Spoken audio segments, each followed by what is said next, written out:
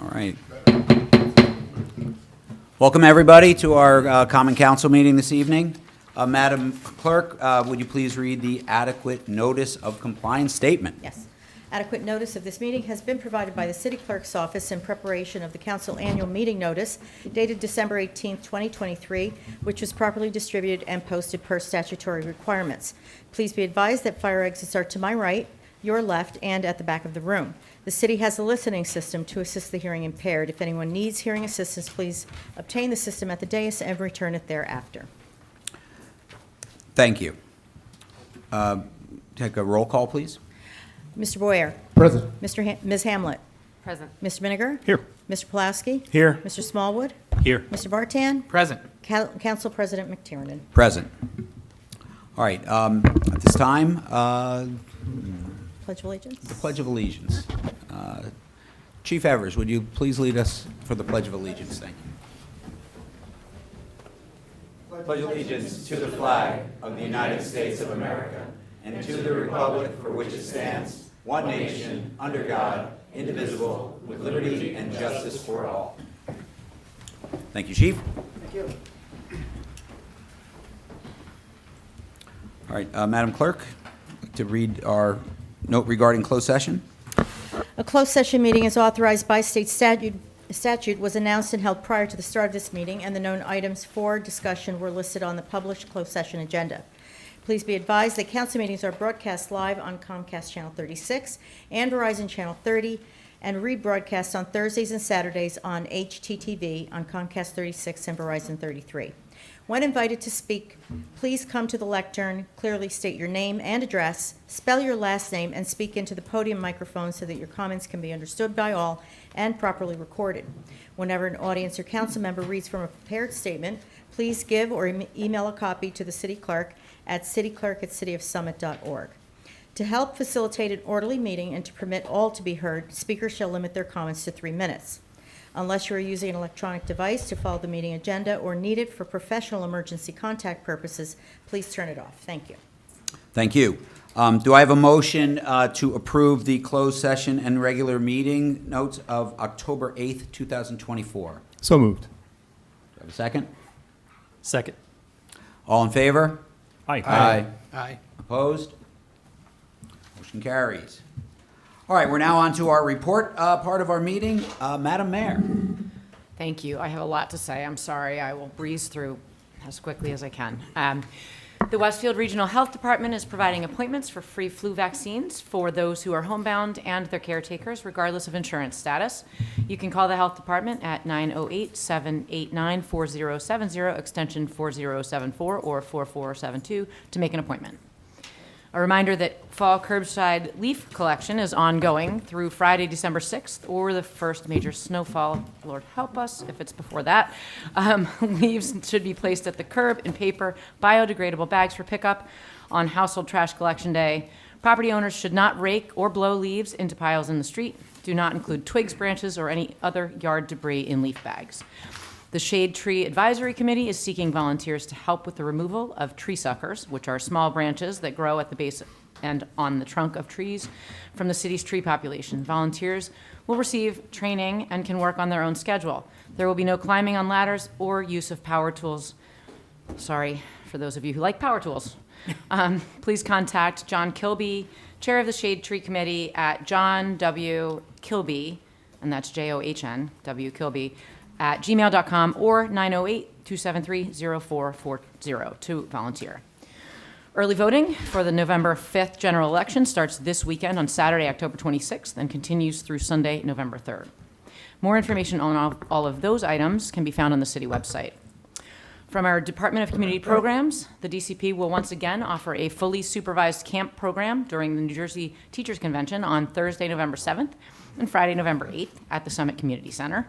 They will be doing all of your favorite summer camp games and other fun seasonal activities. The program will be held each day from 8:30 to 5:30, and be sure to register early to save your spot for your child. On Friday at noon, this Friday, all Summit seniors are invited to have lunch with me. Please don't make me have lunch by myself at the community center. I'm looking forward to this opportunity to meet with any members of our senior population. Please be sure to RSVP to Gretchen at the Summit Rec, which is gmasterfano, GMASTERFANO at cityofsummit.org. And last, I would like to address something that came up at our last council meeting. During public comment, an individual raised concerns about how the city handles issues related to homeless individuals. Let me start by affirming that we deeply care about all of our residents, whether they live in a mansion or are housing challenged. In fact, during a recent incident, our EMS responders were assisting a homeless individual when a third party intervened, delaying their response to the person in need. As we do with all concerns, we thoroughly investigated the matter. The facts, including police body cam footage, reveal a different version of events than what was described at the meeting. The bottom line is that Summit has an outstanding EMS team, and they responded swiftly and appropriately to the individual in need. Additionally, our police department prioritizes responses based on the severity of the situation. If they are handling an emergency, non-urgent matters, such as reports, may need to wait. Summit is a compassionate community. In June, out of concern for our homeless population, we established a task force dedicated to addressing this complex issue. Since then, multiple organizations and individuals have devoted countless hours to find meaningful solutions. Few towns in New Jersey are dedicating as much time and effort to this issue as we are. We regret that this individual felt that the event did not meet our high standards of respect and dignity and professionalism. In all of the years that I've lived here, I've been proud to see our first responders consistently meet those high standards, and we will continue to ensure that everyone in our city is treated with the respect they deserve. Thank you. Thank you, Madam Mayor. All right, moving along, our city administrator. Thank Any you, Council comments? President. A couple items or announcements to report. I just want to announce that the search for the new city administrator has begun officially today. We're accepting resumes. I'm sure we're going to get a great pool of candidates to represent this city in the future, and we look forward to the process moving forward. Second, October is Breast Cancer Awareness Month. All of our homes, we all know people in our houses, outside our houses, are affected by this horrible disease. And we urge everybody to please go get your annual appropriate checkups. When you go through this horrible process in your own home, that's the only time you really know about it and feel it. So having it happen in my home, I'm a little bit sensitive to it, but I just want to bring and make everybody aware of that fact. It's very important. Go get your checkups. You know, don't be bashful, just do it. And I know I'm preaching to the choir there. Next, we've had a long-standing issue to resolve on Ashwood Court. And I'm happy to announce that I think we've come to some resolution. The property owner and the city have come to an alternate resolution, and hopefully this resident is going to be happy with the end result. I had her in my office this morning, and hopefully moving forward, the next time somebody speaks to you, they're going to tell you the project is complete and everybody is satisfied as to where we are. Lastly, I'd like to remind everybody, this is the Halloween season. We have to make sure that our children are safe. And this is a little fact that I came across today that was a little disturbing. Did anybody know that children are more than twice as likely to be hit by a car and killed on Halloween than any other holiday? So all I say is please observe what's going on out there, watch our children, protect our children, and just keep our eyes open. That's all I have. Thank you. Thank you, Mr. Tucci. Well said. So for my comments, I think it's great to see an issue that, if you've been following council meetings, this issue on Ashwood Court's gone on for a long, long time. Sometimes it takes a fresh set of eyes to think about it a little differently, and we'll go into the details, but it was a very eloquent solution to a long-standing problem. So I credit Mr. Tucci and our engineering people to kind of come to this idea that hopefully will resolve this issue. So Give credit to the staff. yeah. Me too. So Mr. Tucci did steal my thunder a little bit about Halloween. Sorry. No, it's great. But again, you know, Halloween is in 9 days, and it is a big deal for kids. So we can do our part by making it fun, but we need to make it safe. So please, if you're driving around dusk, drive slowly, drive with your lights on. Let's make it a fun event for our children, but a very, very safe event as well. And then the last thing I would say is this is our last meeting before the election. Okay, so we got less than 2 weeks to go. That's 2 weeks from today. That's right.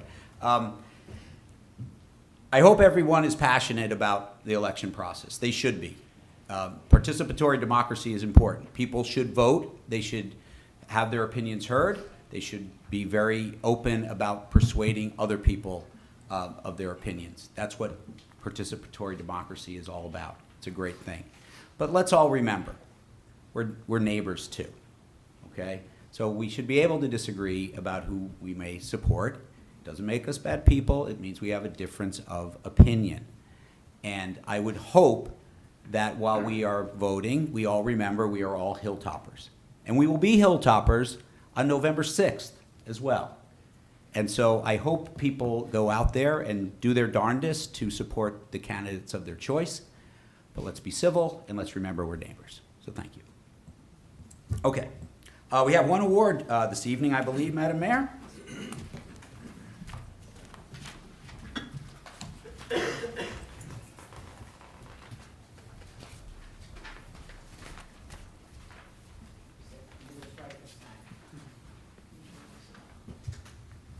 Okay, my Vivid Stage friends, come on up, please.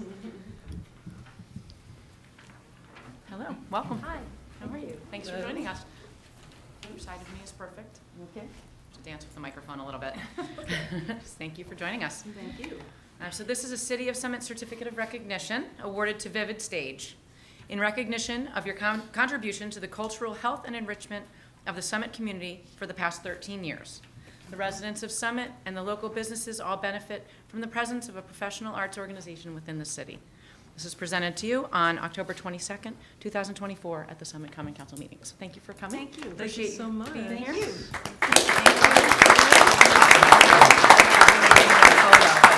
Move microphone. Apparently they get in the way. And then if you guys want to. I'm gonna scoot this in. Just stay right here. Here we go. You're so tall. I'm cheating over that. Oh, you're tall. Great. Thank Do you you. have anything to say? Yeah, I'll say something really quickly. I never met a microphone I didn't like, but I will be really fast. I just want to say that we so love being in Summit. We've been here for 13 years. We're at the Oak Center. If you've never been, please come see us. We've been in existence 30 years, and 13 of them here at the Oak Center. So we appreciate everyone who is supportive of us in town, and we just love being here. So thank you so much for this recognition. Simply say thank you and come down and see our shows. They're great. Got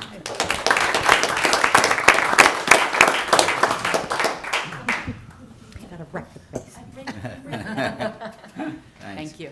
Okay, moving along, we now have our historical minute. Councilman Pulowski, we have one for this evening? I do. Awesome. Done to a T. That is the condition of our bread. There is no sogginess from insufficient baking, nor lack of nourishing qualities through too much baking. The Summit Bakery uses material of fine quality and offers customers bread, rolls, and biscuits of most delicious flavor and high grade. Another ad of the time for the Summit Bakery reads, "Our bread will be delivered to residents at any time desired. We make all kinds that's good."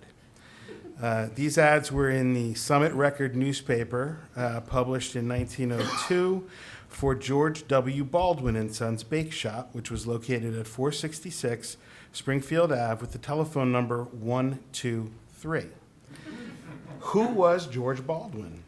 At the time of the ad, he was our mayor, the second mayor of Summit. He held that position for 2 years, which was the term back then. A Democrat, Baldwin also had been a member of the first Common Council in 1899, living on Elm Street and representing Ward 2. The first ordinance introduced and passed at Baldwin's and the first Common Council meeting held on April 22nd, 1899, provided that the mayor and common council would serve without pay. It's still on the books today, and we do not get paid. In 1915, President Woodrow Wilson appointed George Baldwin as Summit's postmaster. An esteemed knight and founding member of the Benevolent and Protective Order of Elks, Lodge number 1246 in 1931, George Baldwin and his family have been fixtures in Summit for over 150 years. Take a tour of the property maps around City Hall and you will see no shortage of Baldwins. George Baldwin begot Clinton Baldwin. Clinton Baldwin begat Ralph Baldwin. And Ralph Baldwin begat our esteemed CFO, Tammy There Baldwin. you go.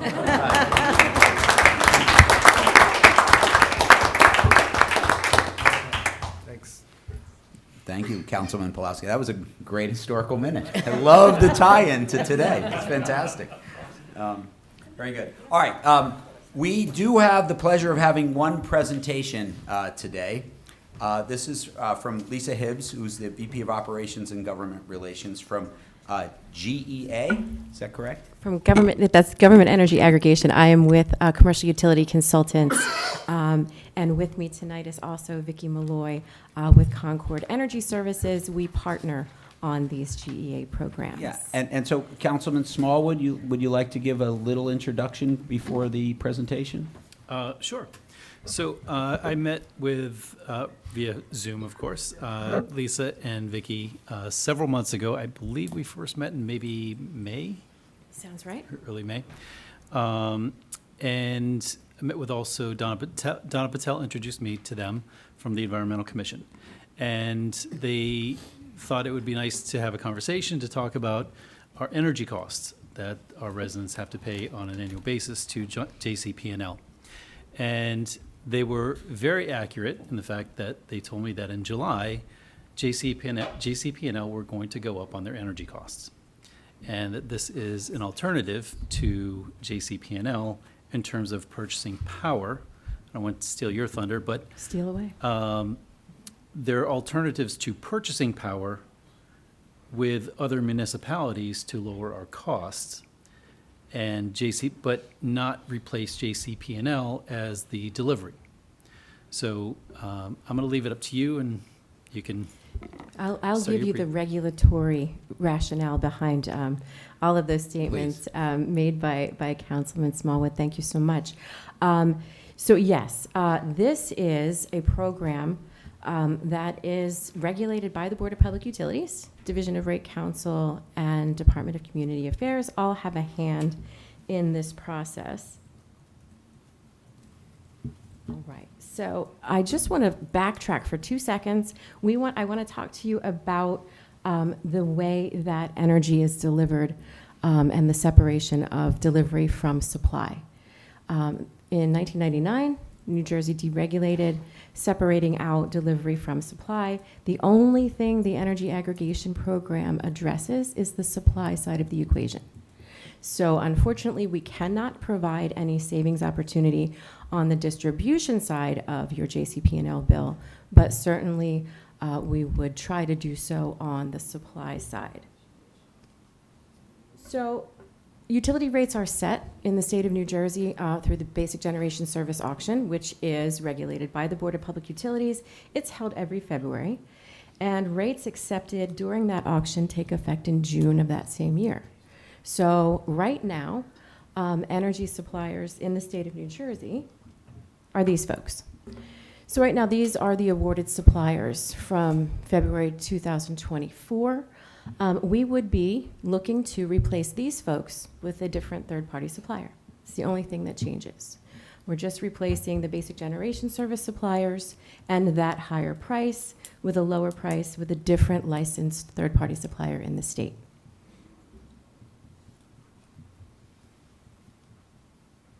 So what is community energy aggregation? The community energy aggregation, so it's, the Energy Aggregation Act of 2002 was passed allowing municipalities to aggregate government accounts to achieve savings, if possible, over what was being offered by the utility.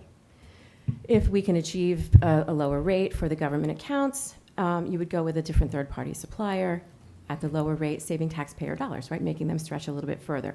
In 2012, New Jersey Administrative Code, Title 14, Chapter 4, Subchapter 6, deals with the government energy aggregation programs. It allows the municipality to aggregate the residential accounts to see if you can get a lower rate for the residents' accounts versus what they're currently paying through their utility, through the basic generation service suppliers. If you go to auction and an award can be made, there has to be savings for the residents, otherwise you can't move forward. Then an award, if we receive pricing that's favorable, you can make an award. That is up to the municipality or the cooperative that you join. That is not something that we as energy consultants make those decisions. We can certainly make recommendations, but the ultimate decision is up to either the lead agency for a cooperative or the municipality itself if you're in a standalone program. So again, it's an opportunity to offer savings to residents. We do have in our energy programs now the option for residents to opt into a 100% renewable energy product. It is an opt-in option, an opt-up option, if you will. I know that a lot of folks go into a third-party supply contract for additional green energy. This way, they have all of the protections offered through the energy aggregation program and oversight by the Board of Public Utilities, budget stability, all of those things offered through the program, but they get the 100% renewable energy as well. So this is the toe in the water conversation with you all. We do have 4 cooperatives right now, 2 under contract, 2 are not. One is a renewable energy program, that is Sustainable Monmouth. They have required additional renewable baked into their standard offering. So that's a little bit different, but we do have 26 towns right now under contract through the cooperatives. We also have the city of Hoboken also under contract at present. The energy market has been a bit of a challenge over the past few years. Our programs sort of all ended at the same time in November 2021. That was sort of at the tail end of the COVID issues and the shutdowns and things like that. And then the energy market just really took off. I do want to touch on one quick slide, which we talk about renewable energy. Right now, in the state of New Jersey, the minimum required renewable energy baked into the basic generation service, so any supplier in the state of New Jersey, be it through the cooperative or be it through basic generation service, is at 27.5%. That does, 29.5%. That does jump to 37.5%, and it goes up exponentially from there. There are challenges on the market for that additional renewable. It's getting expensive, and that's part of the reason that you're seeing the basic generation service rates go up. It's also becoming a challenge for us to be competitive in the current market for those additional renewable energy demands as supply lags a little bit behind. We have things in the pipeline, but building them out and connecting them to the power grid is a bit delayed. So with that, I will let you know that in this packet, there is a lot of information. We cover, and I believe that this will be shared with council tomorrow-ish. We talk about our cooperative experience. There's savings details in here for each of our cooperatives. There's the name of the towns in each of the cooperatives. And these are sort of built-in options. Should the City of Summit want to move forward with joining one of these cooperatives, they already exist. They already have a history of saving residents money. And a lot of them have been around for quite some time, 2016, 2017, 2019. And we just started the Garden State Community Energy Co-op in 2023. There are 3 towns already signed up for that one. So with that, next steps would be, if this is something that you do want to consider, next step would be an ordinance. The ordinance authorizes the City of Summit to offer the GEA program. It does not obligate you to do that. If you don't have the ordinance, you can't participate. If you do have the ordinance, it just allows you to go ahead and go to auction. If you wanted to join one of the co-ops, that would be a resolution, and we can provide all of those documents if and when you are ready for them. Thank you. I'm going to open it up right now to questions from council. Through you, Council President. Thank you. Thank you. Through this. Just a couple of questions for you. So I try to do the 100% renewable, but I realized I think I'm buying it from really far away. Is this would allow us to buy New Jersey generated 100% renewable if we want it? You could. It's going to be as expensive as you're seeing it in your individual. It gets very expensive. The closer you get to it being generated, the pricier it gets because there's so little of it. Okay. The 100% renewable is sort of Ohio wind, that it's the same thing that you're seeing probably in your third-party supply contract. We certainly could look to PJM grown or PJM generated or New Jersey generated, but that adds cost. Oh, okay. Yep. And then I know that's an option for people. Is that the cooperative that allows that, or is that the GEA that allows that, or both? That's a combination of both. So the regulations themselves allow for it, and also it is up to the cooperative or the municipality to offer that to residents if they want to. We have just seen over the past 5 years, it's just a no-brainer to offer it. Yeah. This is an opt-out program. That means that if the city moves forward, everybody in town that is with JCP&L would be included in the program. They can opt out. There's a 30-day opt-out period at the beginning of the launch of a program, during which we would hold town hall style meetings. There's a mailer that goes out. The material in those opt-out kits or information kits is regulated by the Board of Public Utilities. That gets mailed, U.S. Postal Service, to every eligible resident.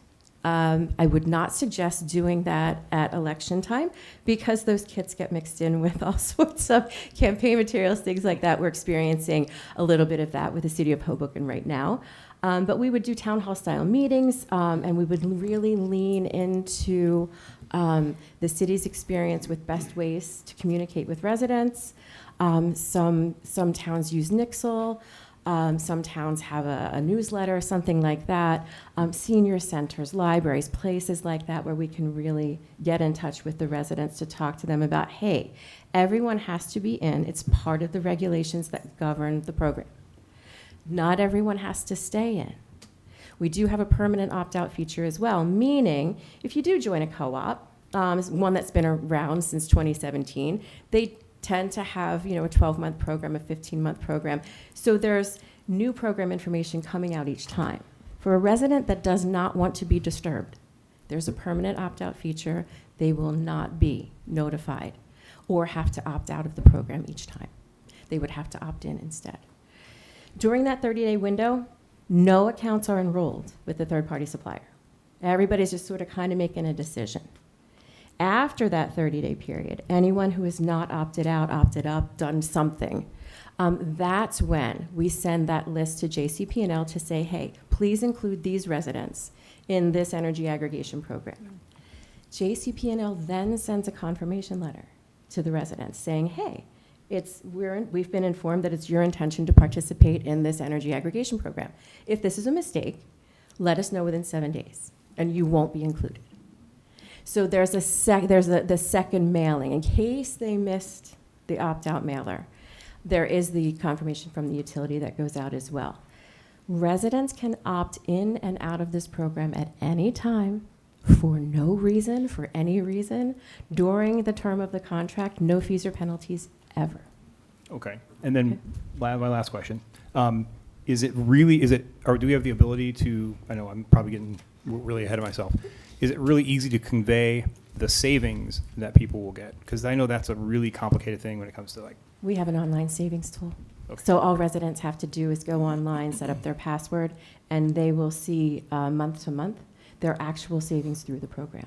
It's also on their JCP&L bill each month, but rather than have residents have to track that on their own, figure out how to read my bill, I get it online, I don't know, we actually have an online savings tool to make it as simple as possible. We also would provide the City of Summit with their own login and password where you could see the aggregate savings for your residents. You would not be able to see individual savings other than your own, but you would be able to see how the program is performing.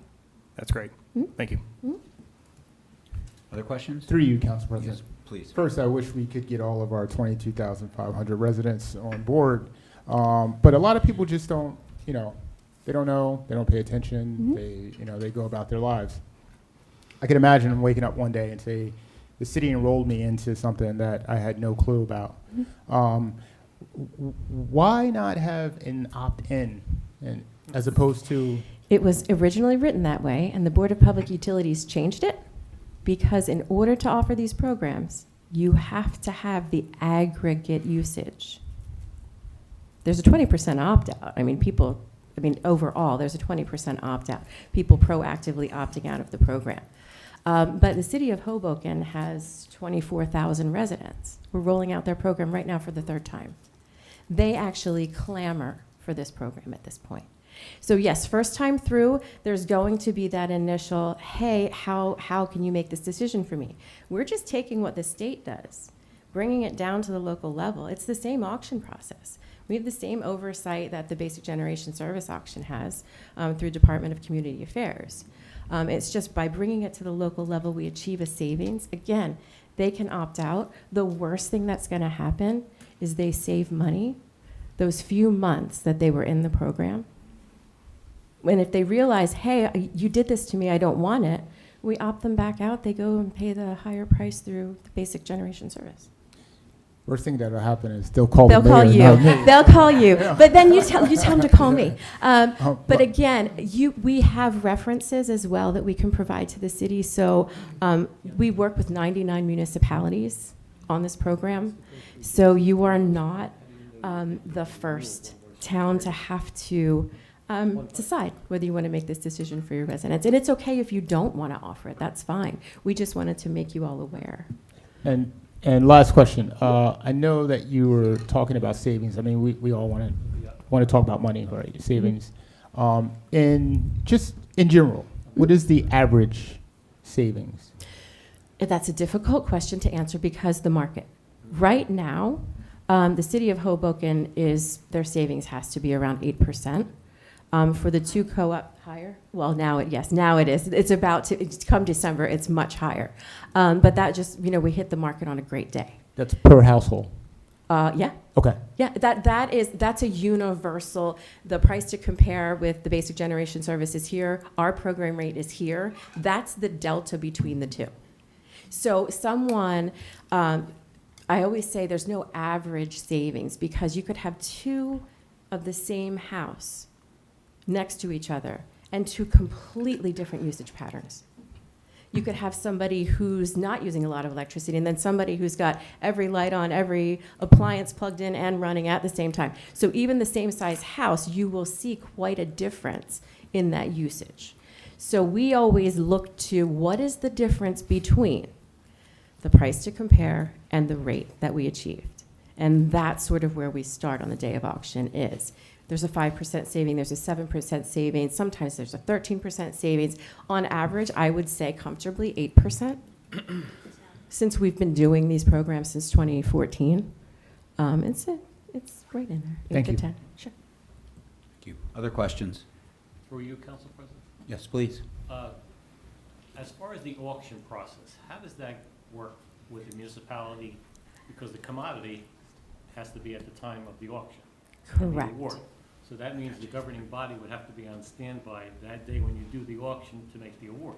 Is that correct? Correct, unless you are in a cooperative, and then the lead agency is making that decision on behalf of the participating members of the co-op, And then yes. second question, on an average bill, the bill will show transmission cost and supply cost separately? So Trans- I'm assuming that the transmission is going to be through JCP&L's line, or?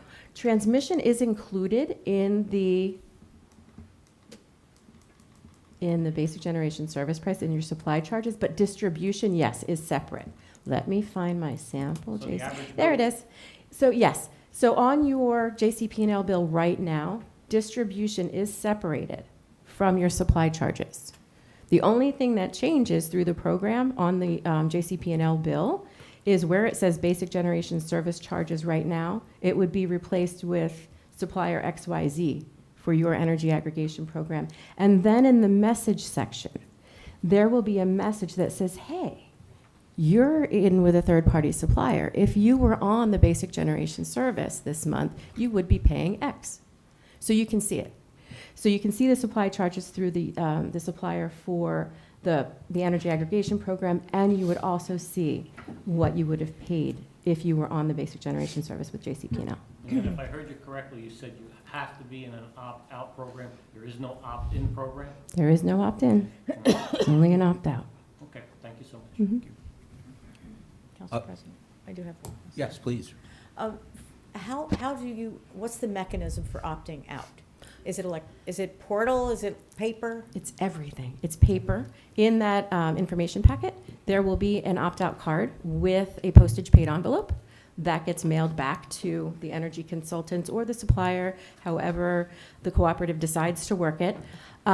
Those are processed, and there is a checkoff box on there if they want to not only opt out from this round of the program, but permanently. Is So it there's- offered in a different language? Yes, we can offer in any language that you need it in. And we also have a toll-free number. It's a hotline. All they do is process opt-outs. They do not answer questions about the program. They literally just opt people out all day long.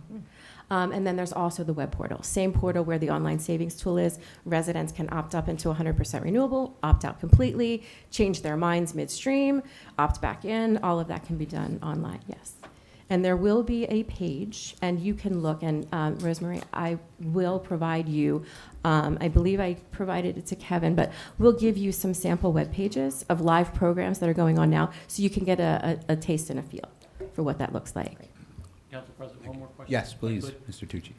The term of the auction, is it one annually that your auction goes on, or is it a 3-year term, 5-year term? They can be up to 24-month terms. That's in the regulations. They can't go beyond 24-month. They can be as short as 9. They can be anywhere in between.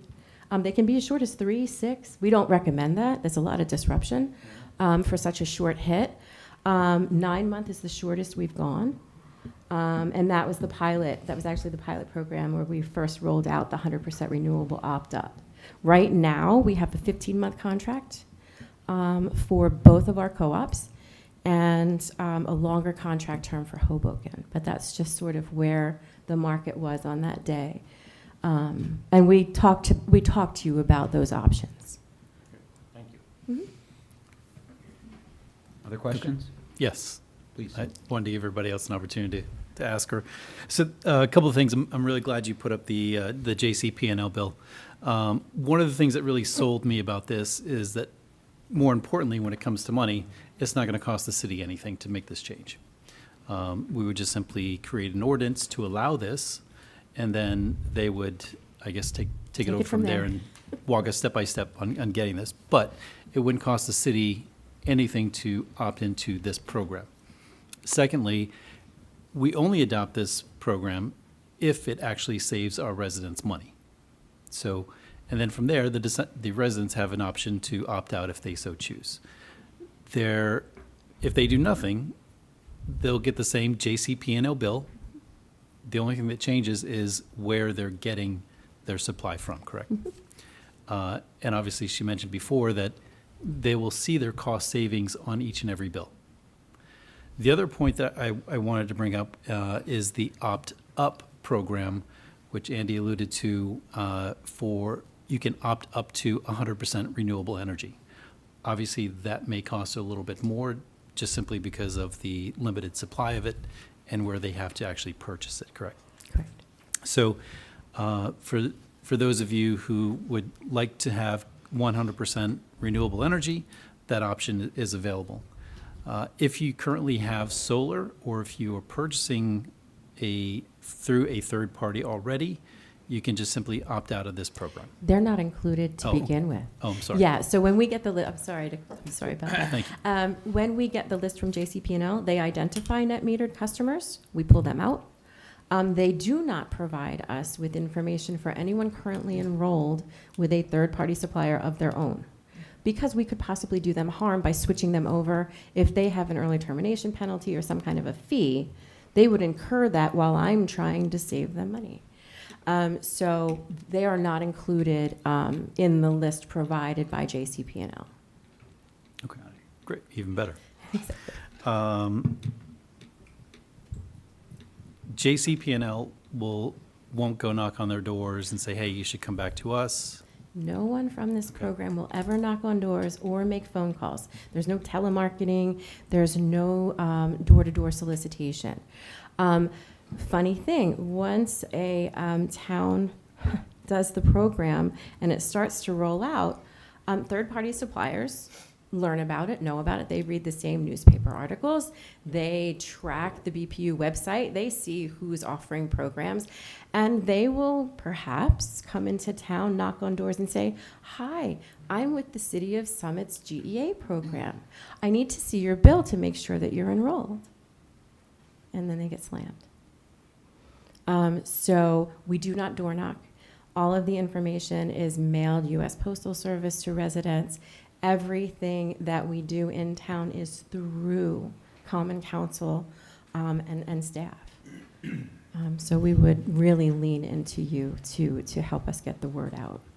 Okay. And the closest municipality, I believe, is Millburn, who just joined. Milburn, for their first time there, September 2024, their residents are in the Hunterdon Area Energy Cooperative. The names, please don't be alarmed by the names of these. They are not geographically tied to their name. As long as the participating towns in that cooperative have a JCP&L town in there, you could certainly join that cooperative. Great.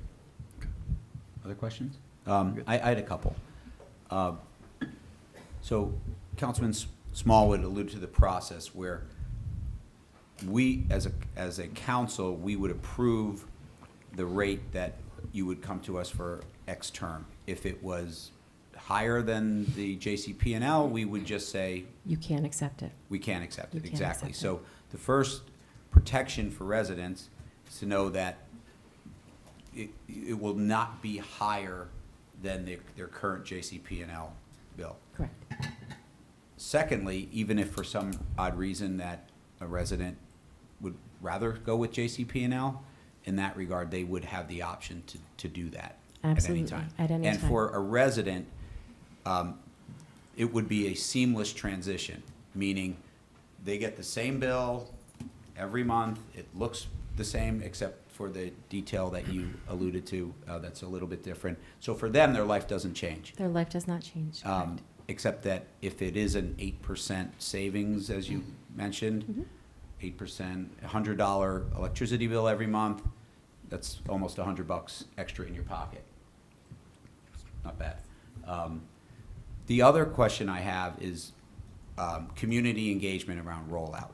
Mhm. Now, my thought around this before we would look to pass an ordinance on this, and I understand that it gives us the option to join, I would think that we would want to do some community engagement prior to the passage of an ordinance, just so that our residents understand what this is all about. And is that, I guess my question is, what is sort of, I know there's not one size fits all, but what is a common process that governing bodies would adopt with you to do specifically community engagement around this? Some towns have done SurveyMonkey or something like that on a website. You just kind of put it on your website, and say, hey, town is considering this.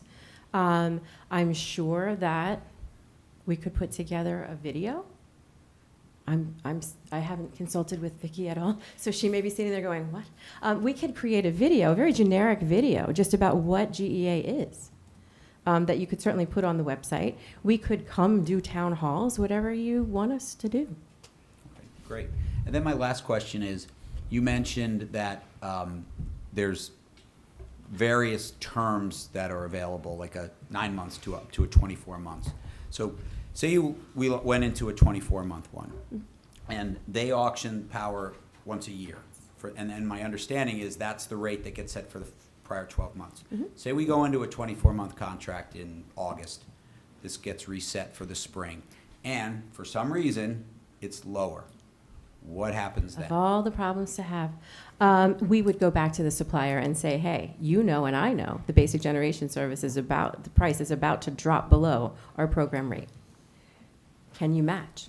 Can you match the 5% savings, 8% savings? Can you offer us the delta between? There are clauses in, there's a whole section in the supplier agreement that covers early termination, termination clauses, things like that. Depending on the supplier appetite, they may say, no, I can't. Let's just send everybody back. Let's just end it early, which we've done. And so that would be, again, we would say, okay, we're just going to remove ourselves, and I guess there would be language around doing that. And if that would happen, what seamlessly our residents would just go back to JCP&L. Seamlessly back to JCP&L. Now, anytime that we change the price, change the term from what was originally agreed upon, we must notice the participating residents that are still in the program of said change. And that's a 30-day requirement. That is part of the regulations. So residents would be notified, again, U.S. Postal Service, probably a postcard, but also we would, again, look to newsletters. Can we post something at the library on a bulletin board, something like that, just to alert residents that, hey, the program's ending early, you're going back to the basic generation service through JCP&L effective this date. Okay. Thank you. Council President, just one more question. Yeah. I recall it was a hurricane in Texas, storm or something like that, right? And prices went through the roof. And the utility said, well, you're with a third party. We can't help you. You have to pay, and you have to pay these exorbitant fees. Can you elaborate on that, on how that happens through storms? And So that is an individual contract. The polar vortex of, I believe it was 2014, actually affected New Jersey residents. Ask me how I know. So I believe that I don't know if an individual third-party supplier can still pass all of those costs on to a person in a contract like that. This program, the price is fixed for the term of the contract. They cannot do that. Part of the BPU regs, yep. Thank you. Yep. I wasn't trying to trip you up there, but No, that was no, a good it's answer. all good. No, I agree 100%. No, but again, those are the consumer protections offered through the GEA program that you can provide to your residents that they can't necessarily get on the open market for themselves. They don't have to stay in, but at least there's some budget security, and there's the predatory piece that's not there. Okay, any other questions? All right, so we know how to get hold of you, You do. correct? Okay, so we'll discuss internally, figure out which committee might want to bandy this about a Yeah, little bit please. more. But thank you very, very much for your time. Thank you. I'm sorry I ran over. No, It's okay. Thank you. Thank you. thank you very much. All right, we're going to get into the meat of our meeting today. We have an ordinance for introduction. Madam Mayor, will you please read the ordinance for introduction? I think Madam Clerk should. Oh, Madam Clerk. Not the mayor, I'm sorry. No, I'm not doing it. Thank you, Madam Clerk. Okay. ID number 11560, an ordinance amending the code, Chapter 4, General Licensing, Section 4-9.6, Minimum Standards of Performance, Subsection D, Minimum Storage Requirements.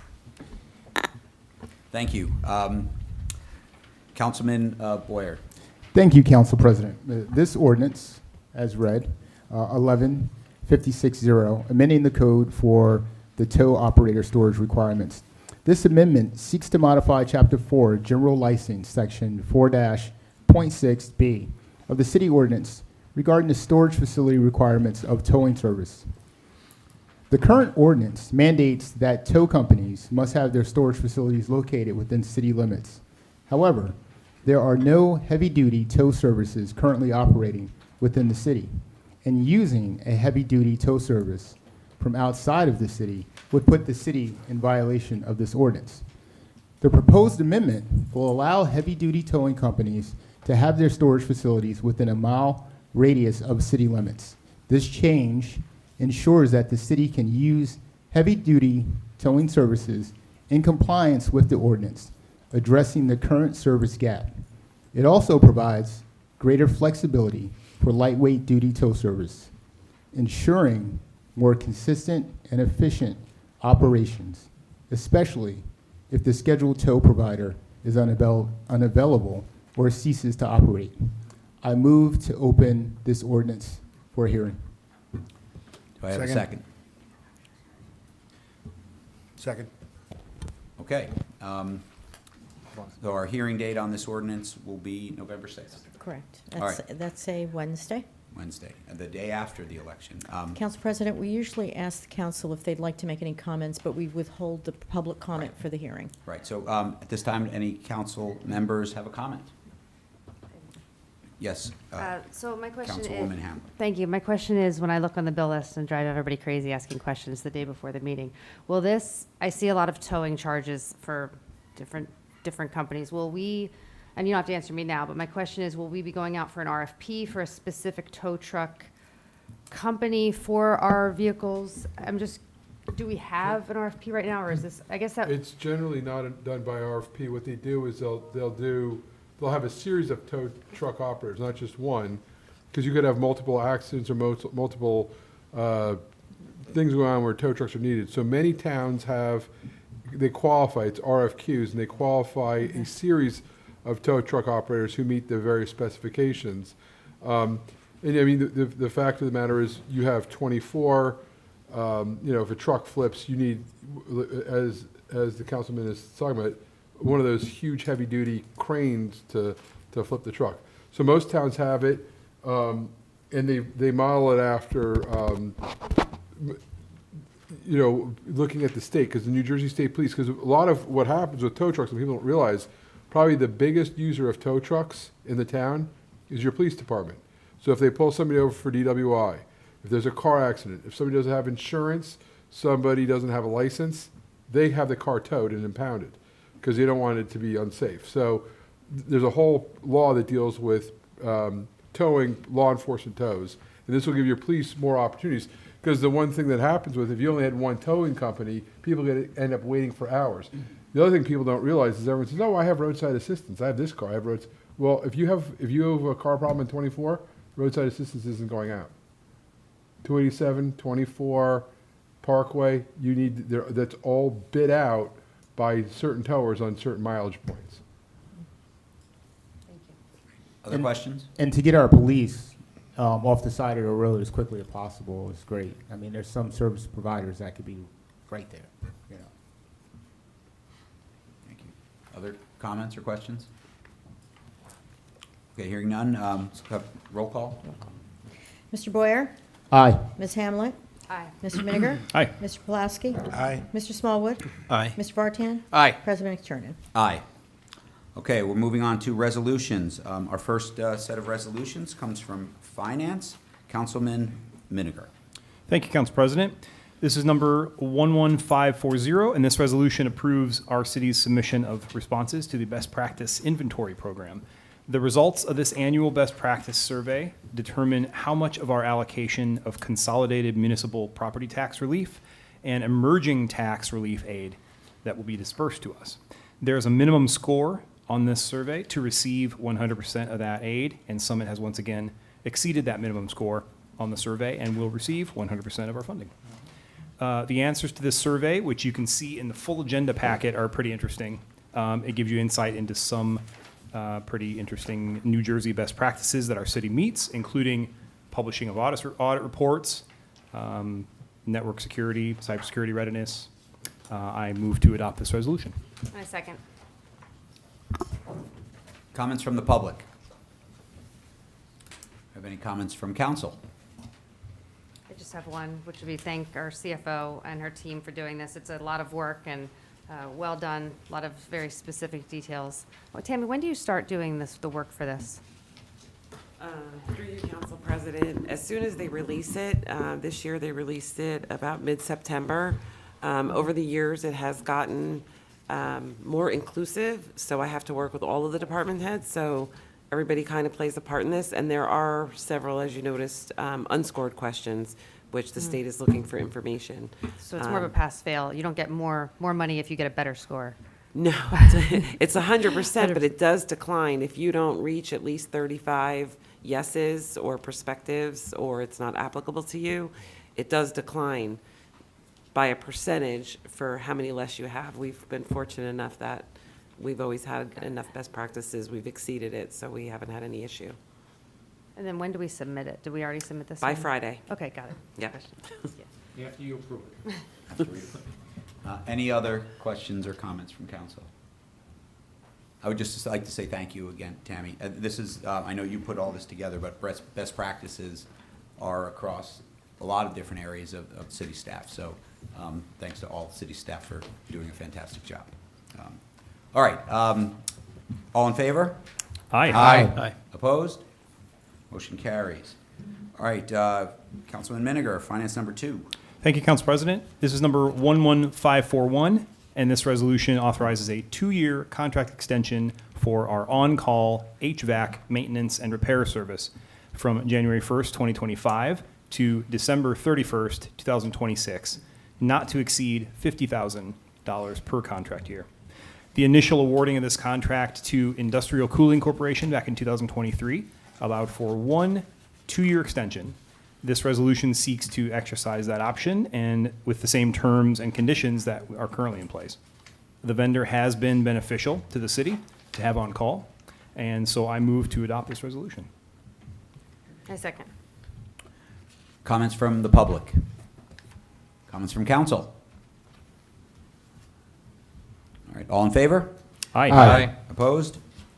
Motion carries. Councilman Miniger, finance number 3, please. Thank you, Council President. This is number 11557, and this resolution authorizes bond counsel services through the end of 2025, not to exceed $60,000. The agreement with Hawkins, Delafield, and Wood LLP provides the city services that include preparation of capital bond ordinances, issuance of bonds and notes to finance those bond ordinances, and assistance in continuing disclosure requirements. And the 1-year extension here includes, once again, the same rates we have been offered in the past. Having spoken with CFO Baldwin about the possibility of going to bid for something like this in the future, it was strongly recommended that this year, as we are engaged in the search process for a new city administrator, any request for proposal for this particular set of services should be postponed until after that position is filled. I completely agree with that.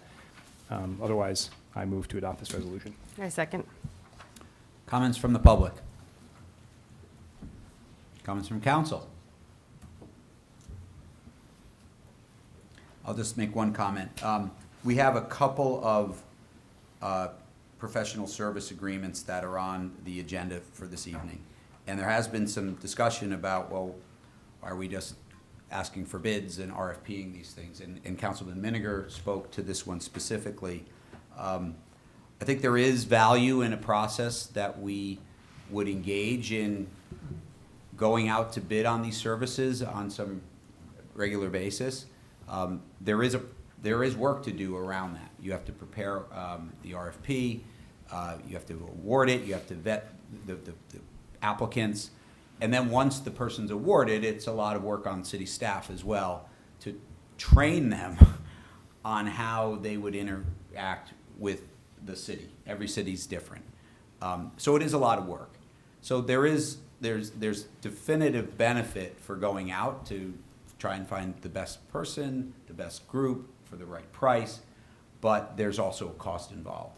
And I think something that I would recommend that we do maybe starting first quarter is that the administrative committee look at all our contracts and look to schedule some rational, I don't know, a third of them may be going out for RFP every year, to have a schedule so city staff know that this year they need to prepare those RFPs. We can have a best practice where we look at these on a regular basis, but it's transparent. City staff understands the process. They can prepare for it. They're not going to be surprised that this comes up in the last meeting in October. And then we can move forward. The public knows that we are always vetting for the best price, for the best services for our community. So that's something I would like to propose, and that committee could start working on that maybe as soon as next meeting.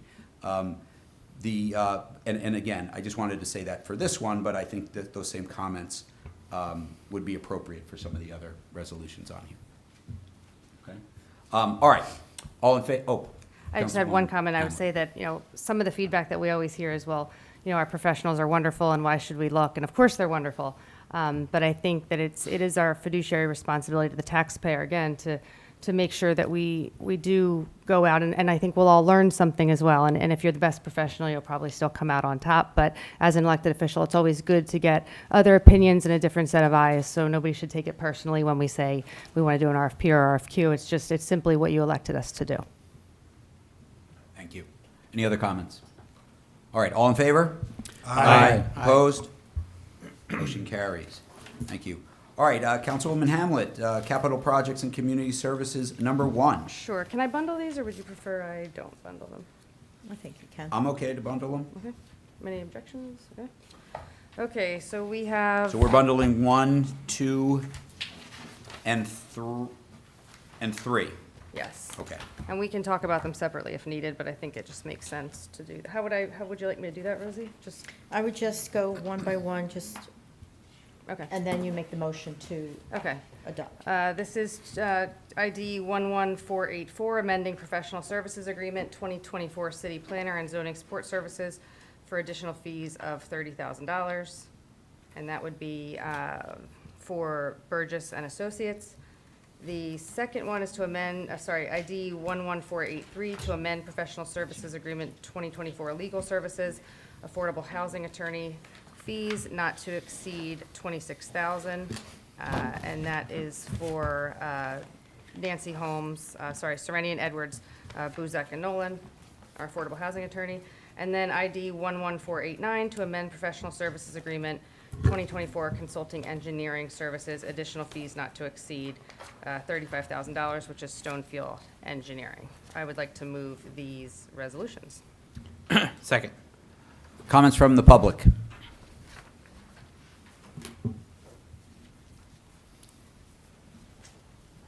Thank you. Good evening. I'm Claire Toth, T-O-T-H, at 11 Sunset Drive.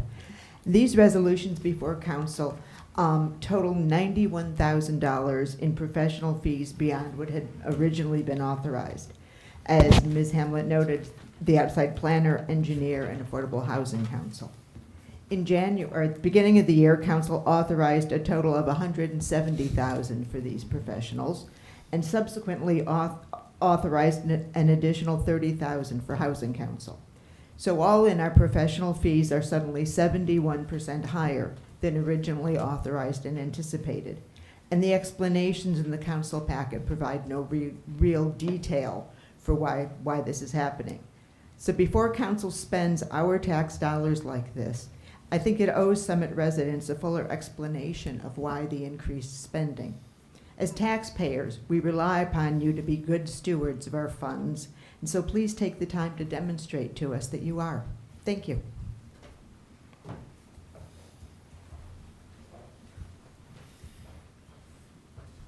Hi, Erwin Miller, 5 Nob Hill Drive. I understand there are expenses that the city needs to pay for our services, and we appreciate all the people who provide services to our residents. And hopefully, if we're looking to save money, we can look at the state and federal level and the money that is spent there, and the people we elect at the state and federal level that spend our money at those levels. And we shouldn't be penny wise and pound foolish in that regard. Thank you. Thank you. Other comments from the public? All right, comments from council. I have one. Council. I was just going to defer right back to you, Delia, because we know what it is, right? I mean, you know. Yeah, well, let me. Yeah, go ahead. So I think I spent a collective total of probably 4 hours yesterday and perhaps another a few hours with this gentleman, Augusto, here today. Rosie, I'm not sure if you can pull up a couple of those graphs in an email. I can't do emails from here. Oh, got it. Yeah. Okay. All right. Well, I have some amazing graphs, and the good news is that this isn't costing City of Summit taxpayer another dollar. This is coming from our Affordable Housing Trust Fund. Augusto, can you just explain a little bit about what we talked about today? You were so wonderful, and I don't want to put you on the spot, but we do have answers for you for all three of these firms we can identify for that Affordable Housing Trust Fund. Yes, so absolutely. Well, it may seem concerning that there is an approximate $90,000 increase. The truth of the matter is that as statewide the city enters into a process of its round 3, round 4 affordable housing obligations, next year we're prepping towards state cross acceptance and perhaps a master plan reexamination. These increases are mostly, or the vast majority, due to increased round 3 affordable housing trust fund use. If we compare 2023 nominal spending to 2024 on our operational aspects, they're very close. They're basically 1-to-1. And these are all the non-refundable items, matters of procedure that the city handles. What has increased is the necessity to have work conducted for our affordable housing, bills to escrow, legal services towards affordable housing. For example, just having our wonderful attorney, Nancy Holm, work out all the implications there, all the work conducted by Mount Laurel Subcommittee, all affordable housing matters.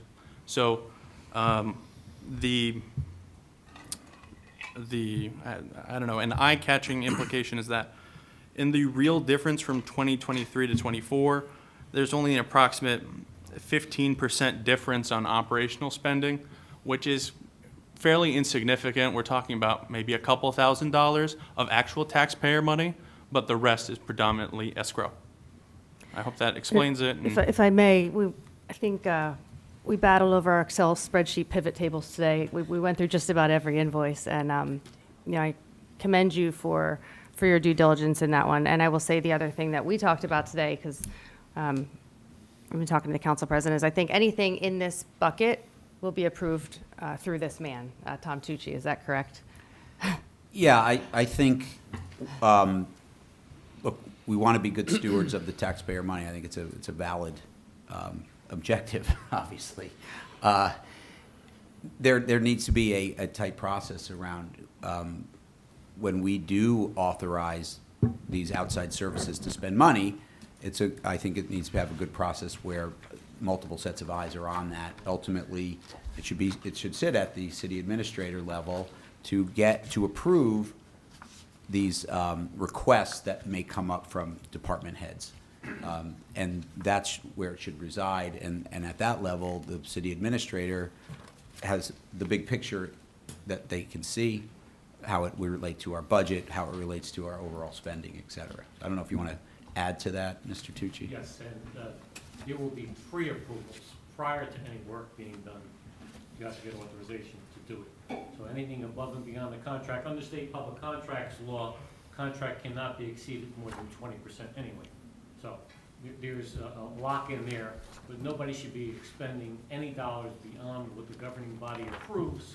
And if there is extenuating circumstance, it's going to have to go through a process. Thank you. Other council comments? Yep. Council Yes, President. please, Thank you. Councilman I'll Bartan. jump off on all of that stuff. I agree. I do want to understand a little bit further how we're going to have it be the case that anything now that we've approved above and beyond here is going to be attributed to affordable housing. But I'll make a few other points first. My reservations about this speak to two main issues, which are control, which under there is accountability and prioritization of what work is being done, and the second is the fiscal responsibility piece. So access to professionals would be previously centralized under the administrator and the council president, and when we were at full strength at City Hall, it could be determined what questions or information could be answered in-house, or what projects could be done in-house, or what needed to be farmed out to a professional, and then it would protect against doing it that way would protect against mismatched information. So one member of council or two members of council or half of council has information on something that the other half of council doesn't have. And it also protects against wasting taxpayer money on projects that department heads might not know is happening, the city administrator might not know is happening, council members might not know is even happening. So those projects and the conversations between professionals can then take on a life of their own, and then they go off to the races by way of billing. So what we got, why we're at this point where we're raising these all, and one of them for the second time, is that we didn't have the processes in place. I'm uncomfortable, regardless of whether it's coming from the trust fund or whether it's coming from the general fund, I'm uncomfortable raising it again because of the implications on the process and the budget. But I did speak with the council president before. I get we need the services. We need an in-house planner to be sitting here that working on that. What we do not need at this moment is those professionals to be working on ancillary projects like ordinances that we may want to implement in the future that are not necessary to the operation of City Hall. And so we do have to be very clear, and we agreed on that before, what will be prioritized and what will be deprioritized very clearly. I'm really happy to hear about pre-authorization before anything is done, so that we don't duplicate work. I'll close by saying I would prefer that we hone the scope of what we are asking for from each of these three and lower the amount of money that we're appropriating tonight to each of them. I understand those probably represent a material change to the resolution and may not be possible, but I will state that that's where my preference is, because I do not think we should be writing a blank check for up to $30,000, $26,000, and $35,000. We must be more disciplined. So I'll leave it there for now. Thank you, Councilman. Thank you. You had another comment, Councilwoman? My only Hamlet? comment is when I said it was directly attributed to the Affordable Housing Trust Fund, what I was trying to explain, which I think Augusto tried to explain better, is that the increases were due to the fourth round of Affordable Housing Trust Fund, the fourth round for affordable housing. The increases are specifically linked to that. I am totally fine, and I've told you this, I don't think we need to.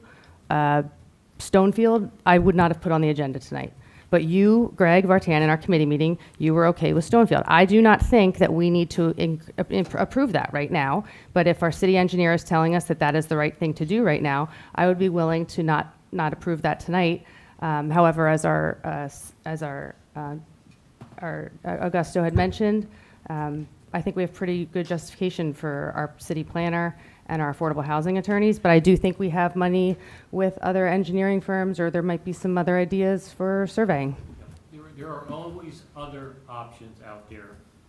You don't have to utilize one single firm. There are many licensed land surveyors out that you can utilize for these processes. The other thing is you need to look at regulations with COA. A lot of times COA doesn't even require a land survey. If you have an official tax map that's up to date, they accept that as official mapping. So there are other processes that need to be examined here. Right. Sure.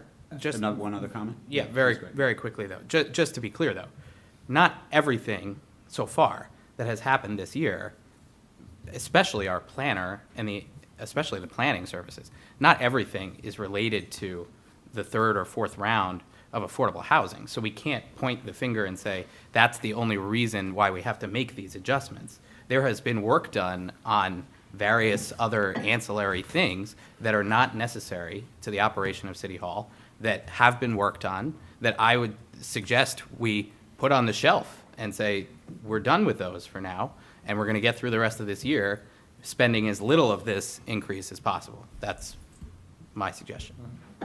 Thank you. Any other comments? Through you, Council President. Yes, please. I have no idea what these other things are that were worked on, and I've not read them in the packet, and now I'm concerned about voting for this. And if it's not critical, I guess I know Aaron's not here tonight. You were a surrogate for Aaron, right? Yeah. Is it critical that we vote on this tonight? Well, They're planning services. We need a planner to work with the zoning board. He has to get paid.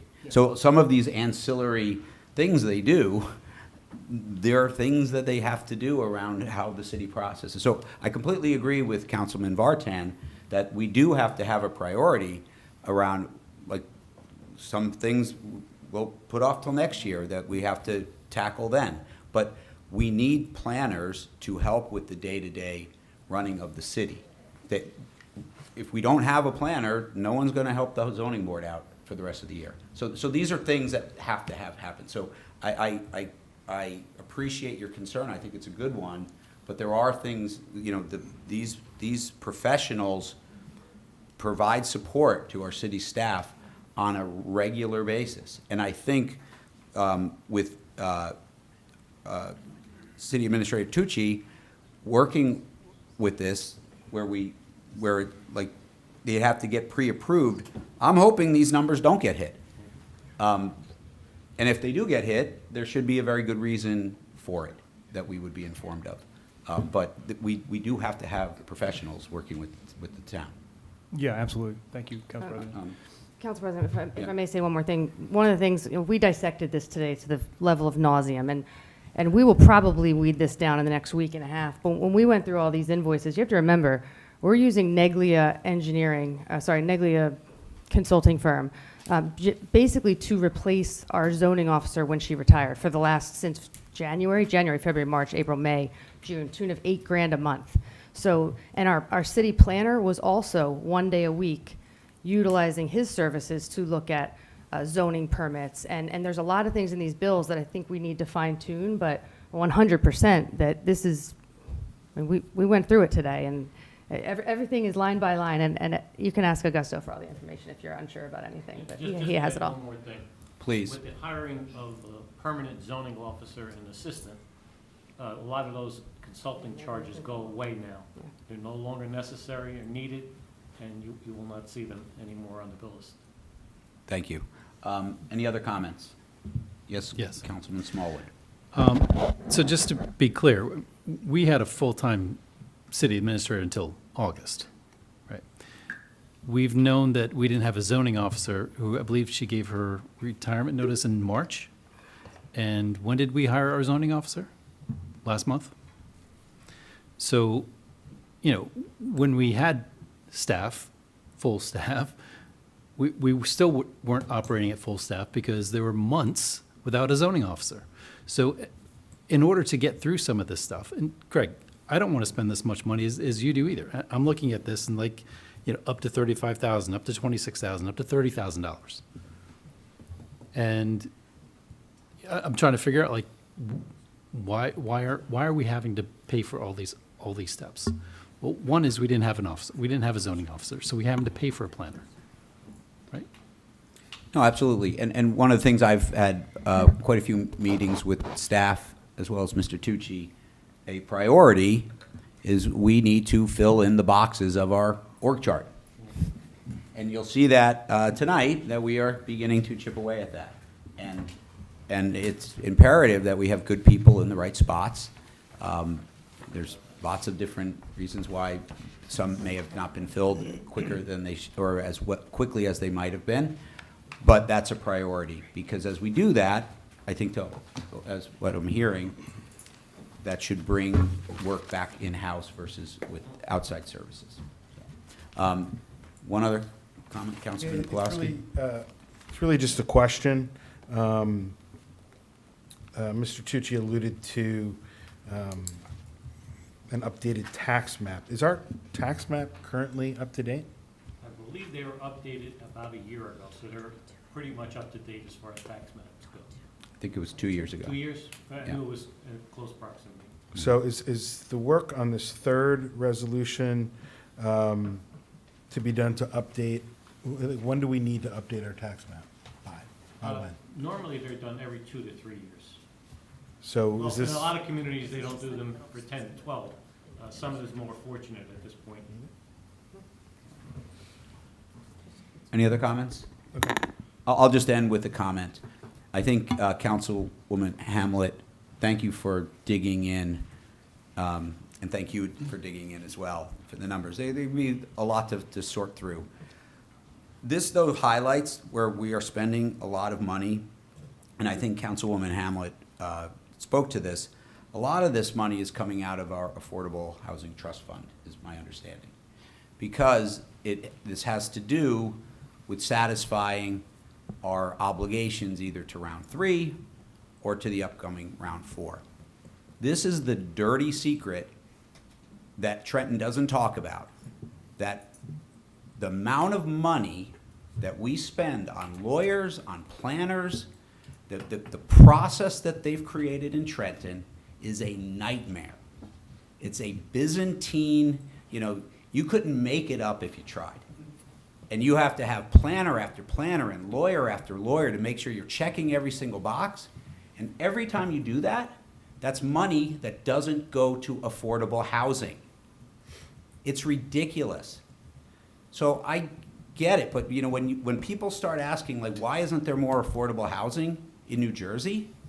How about they make the process simpler, where we can actually take the money that we raise for affordable housing from fees from developers and actually use it to support affordable housing, than paying lawyers and planners and all these people who are on the dole, on the dime, who lobby our people in Trenton to get these Byzantine laws passed. And as people who care about affordable housing, how about some of the ire gets put at Trenton to make the rules simpler so we can actually put money to work to solve the problem?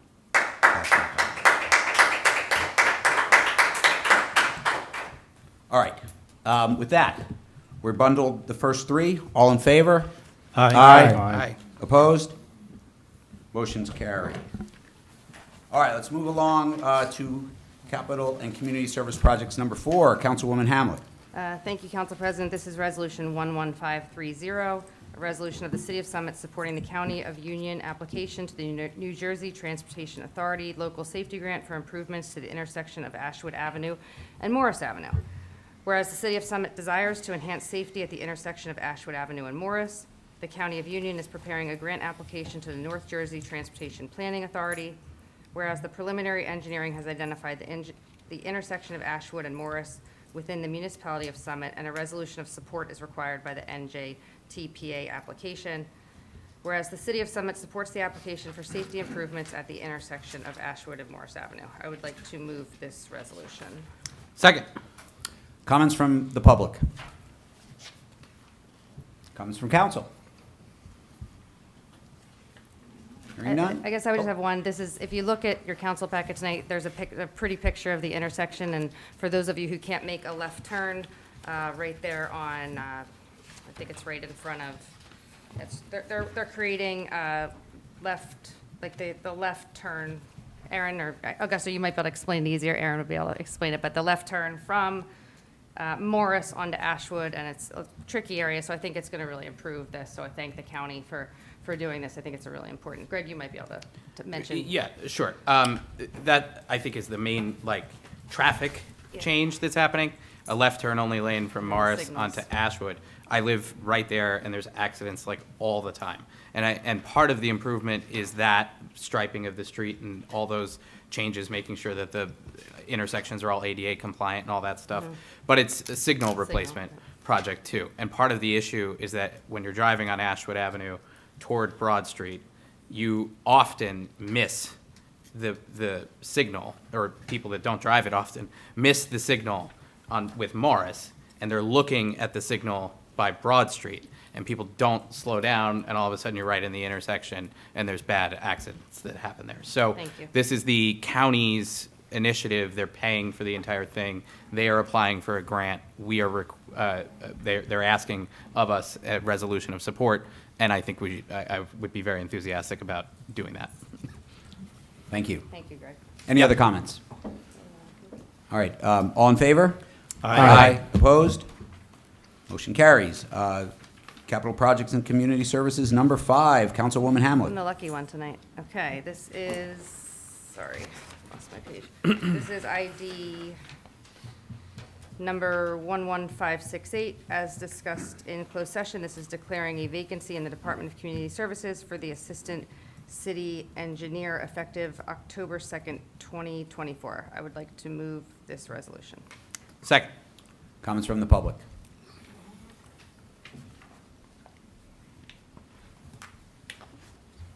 Good evening. Diego Hoy, Cargill Court. Council President, after receiving the gavel, you expressed a desire to help improve how our elected leaders interact with city staff. You also reminded us of the importance of supporting our great staff and working well with them because they do great things when we let them do their jobs. I am concerned that our great city staff seems to be leaving rapidly. Since the budget passed, 18 resolutions have been placed on common council agendas declaring vacancies, including 4 tonight.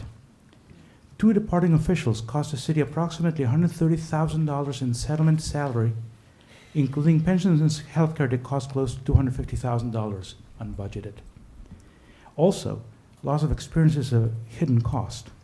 One example was the cancellation of the haunted hike after it had started. More importantly, how much knowledge was lost with the departures of Michael Rogers, Amy Kearns, and particularly Matt Laurie. My second concern is that the city seems to be managing expenses via emergency appropriations. That's never a good idea. Since the budget passed, 6 resolutions, including 3 today, increased the value of various contracts by a combined total of $170,000. Also, unbudgeted urgent repairs to the Anderson Fieldhouse will cost $78,000.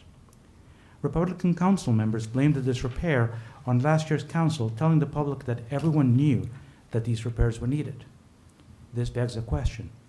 If everyone knew, and if the budget passed along party lines, why did the Republican majority not include this needed repair in the close to $5.3 million they plan to devote to Tatlock over the next 4 years? Mr. McTernan, I agree that our elected officials volunteer because they love Summit. However, I submit that pretty much anyone who takes the time to attend these meetings and prepare statements does too. Unbudgeted expenses will cost between 1 and 1.5% of municipal appropriations, or approximately the property tax paid by 20 median Summit homes. When we had coffee, I shared that at times I have felt that well-researched feedback was met with gaslighting. These are serious management issues. Will they be addressed seriously, or via finger-pointing, name-calling, and gaslighting? Thank you. Thank you. Other comments from the public?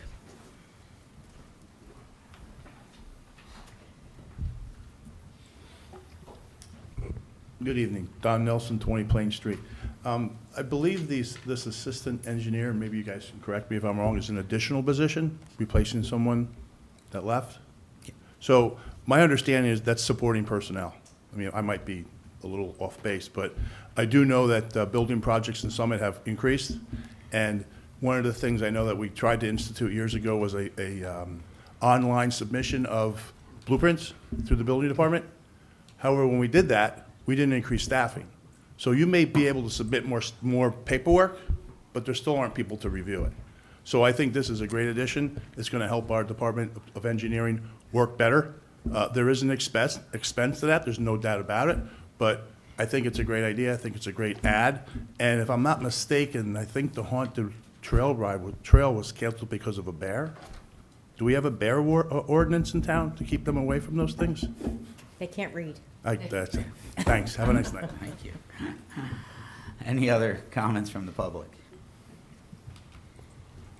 Hi, Erwin Miller, 5 Nob Hill Drive. He said that it was canceled because of a bear, but the other gentleman said was making accusatory claims against the council because of it. I wonder if you can clarify that. Was it canceled because of a bear or because of the accusatory claims from the person before?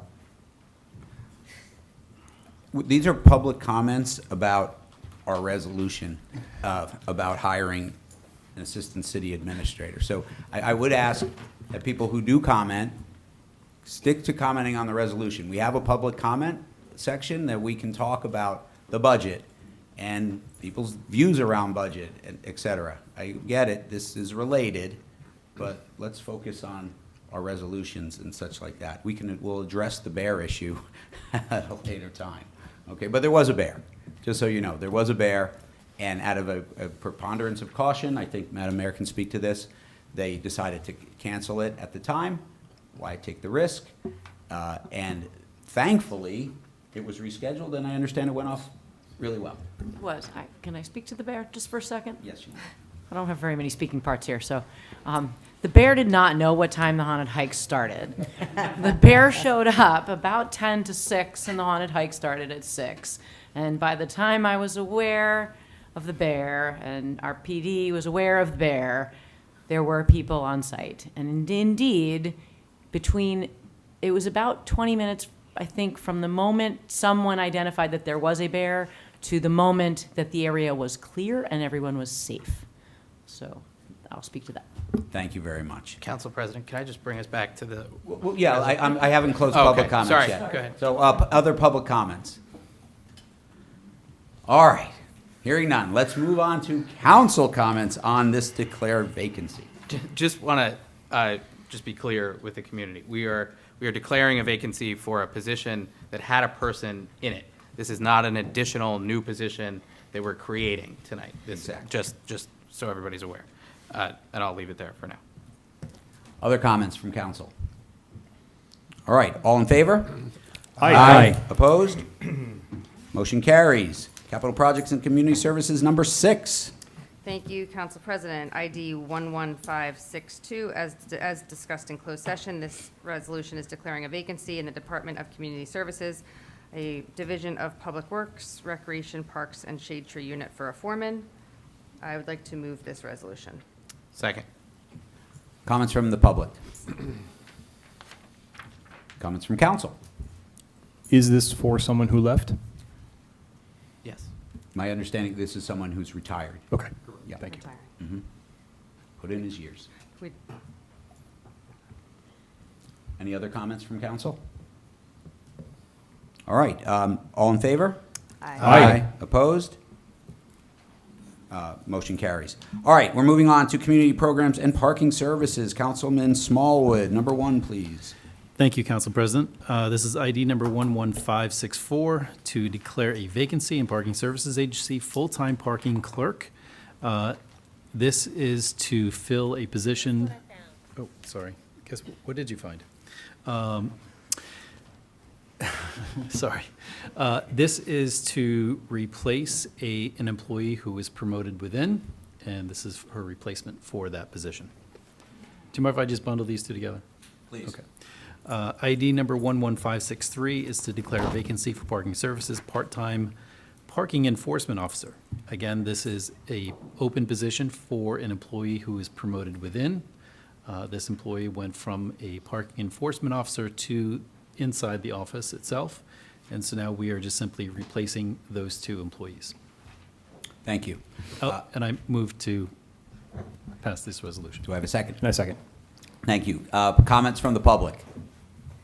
Comments from council? All in favor? Aye. Opposed? Motion's carried. All right, do I have a motion to approve the consent agenda as shown? So moved. We pull Second. anything out? What's that? Oh, never mind. I just wanted to pull it out. Did you have? I just wanted to mention something about 2 of them. Can I pull them out, or do we just vote on them You and I can can, say you it? can comment. You just need a motion and a second, then you Okay. can comment. Yeah, so do you have a second? Second. Okay, so please, if you'd like to Okay, comment. sorry, I always Councilman. forget how that works. Oh, first, let me, any comments from the public on our consent agenda? Please, There's Councilwoman a couple that I don't Hamlet. want to go by tonight, and Kevin, you can probably talk about this a little bit. I think the grant to Bristol Myers Squibb, applying for that grant is really exciting. We've developed a good relationship. The mayor's been meeting with Bristol Myers Squibb, and hopefully there's some remaining money left for 2024. So hopefully we get this grant money. So Kevin, thank you for doing that. The second one I want to mention is we are having a Veterans Day ceremony this year. Rosie, I'm not sure if we've ever had one before, but we're going to do our best to make it up as we go, and we're trying to plan for that now. But we're looking forward to having, I think, our first Veterans Day, but correct me if I'm wrong. And then I was really excited to see the motor vehicle event. I don't exactly know what it is, but it sounds like it's going to be a really good thing for our residents, so I don't know if anybody here knows more about it, but Unless the chief wants to explain, I can, about the DMV? Yeah, So the I'm- DMV. okay, no, go I'm sorry, go ahead, Please, Councilman Boyer. Yeah, sure. Just in case we went over it, I had it written down, so. All right. Rosie might be able to cover for you.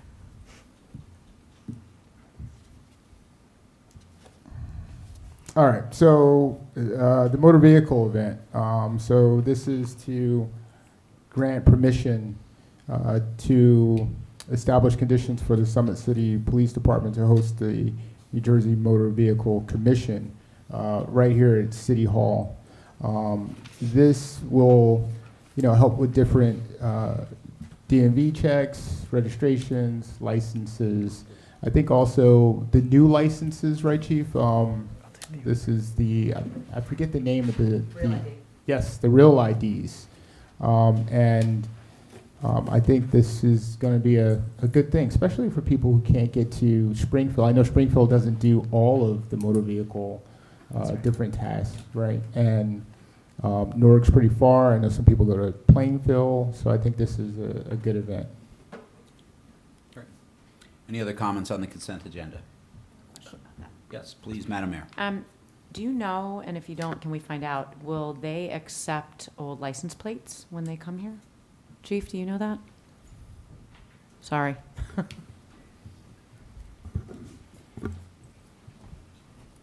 happen to have some. Totally self-serving. I'm not 100% sure about the license plate. We'll post what you have to do, because like if you're doing like a real ID, you have to go online first and fill out some paperwork before you bring it to the site. But it's a mobile DMV unit, and it's going to allow residents the ability to like renew licenses, registrations, things that they normally would do at the DMV.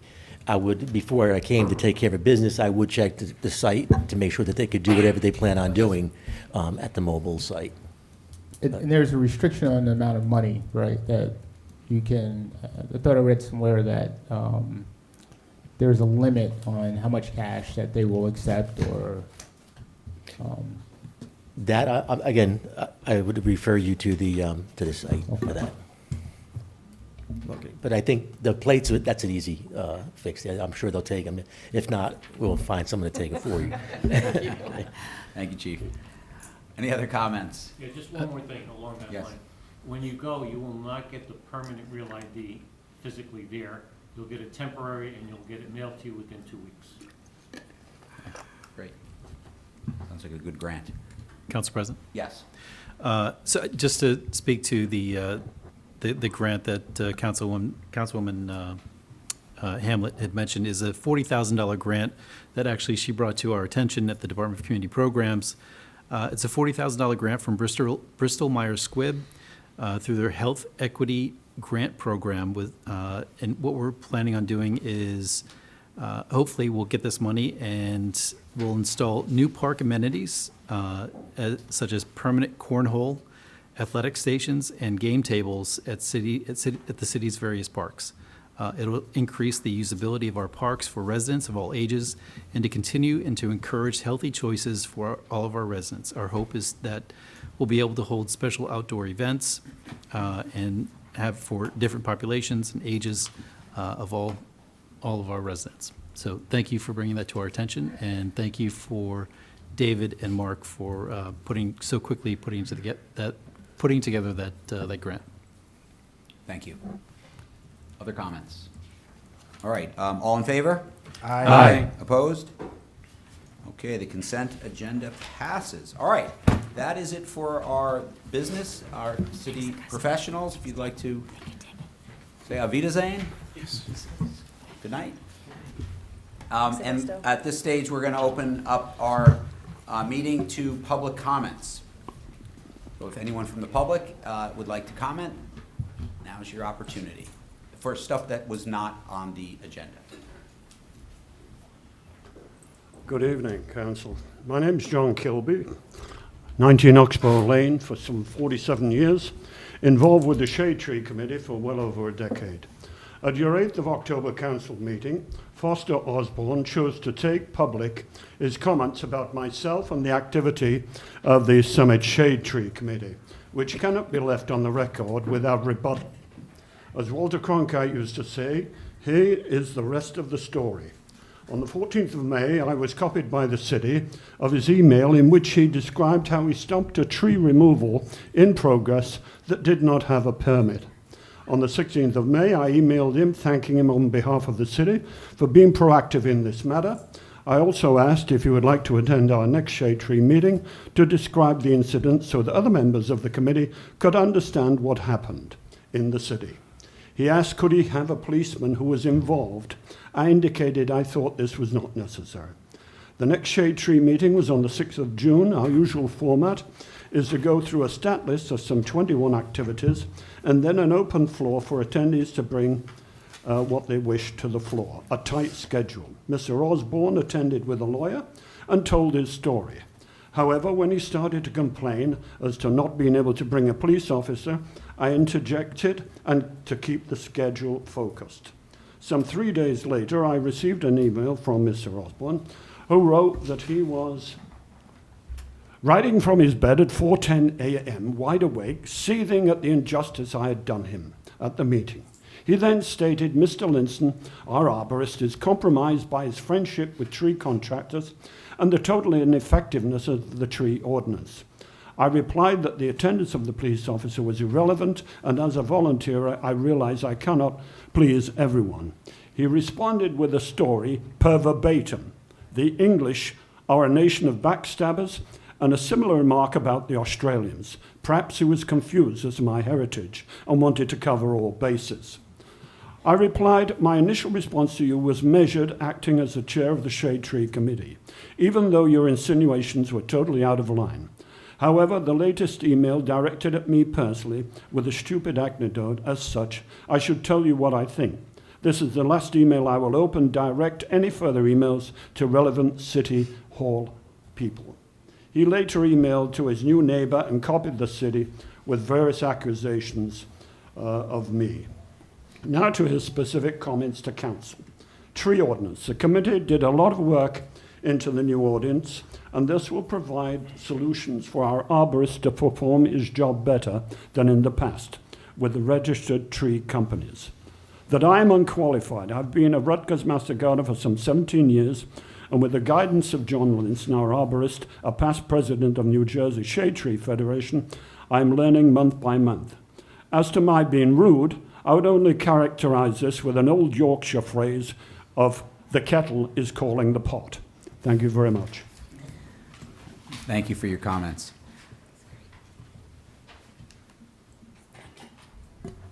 Other public comments? Could we close the door? There's just some outside noise coming in. So. Thanks.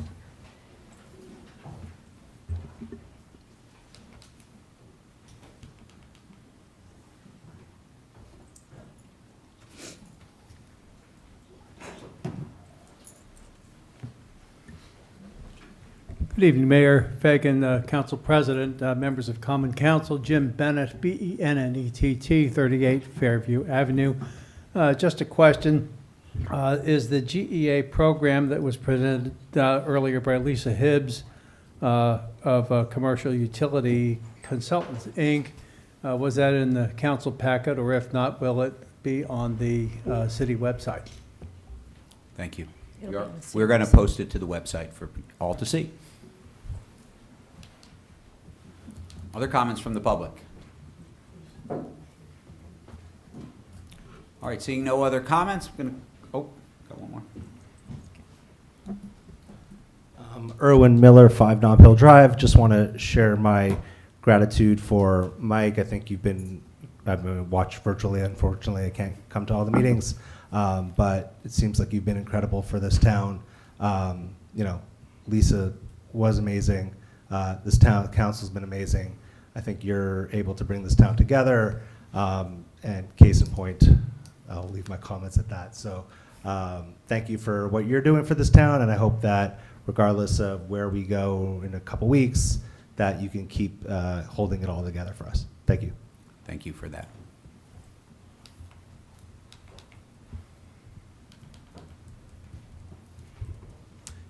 Good evening, everybody. Mark Gunderson, 5 Brook Court. I wanted to just flag a couple of things that I hope are useful for council. As some may know, I've been talking with many residents over the last few months in Summit, and multiple neighbors have mentioned a handful of specific pedestrian safety and road issues that seem to me to be addressable and straightforward. I wanted to put these on council's list just for further investigation or follow-up. First, real quick, is the intersection of Druid Hills and Mountain, right at the bottom of Druid Hill, which I think could really use an illuminated sign. Number of students cross, en route to the middle school there, especially now with daylight savings. It's getting darker earlier and diminished daylight. Several residents on Druid Hill flagged that and raised that with me, and I was very pleased recently, I think in the last week or two, that there's a flashing beacon now at Colton Ashland. And I think that the Druid Hill Mountain Ave intersection would benefit from the same lighting. Another really just briefly is the intersection of High Street and Springfield Avenue. I live just 2 blocks from there. The intersection is quite difficult for cars coming off of High Street, especially turning left, also for pedestrians crossing that street.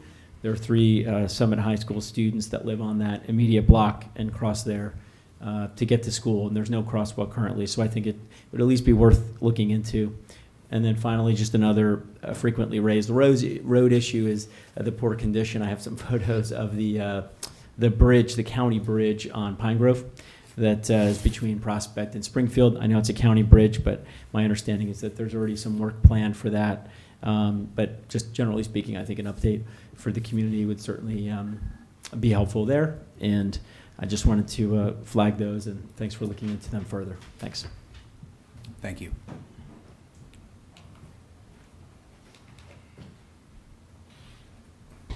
Again, Don Nelson, 20 Plain Street, as long as we're bringing up some safety issues.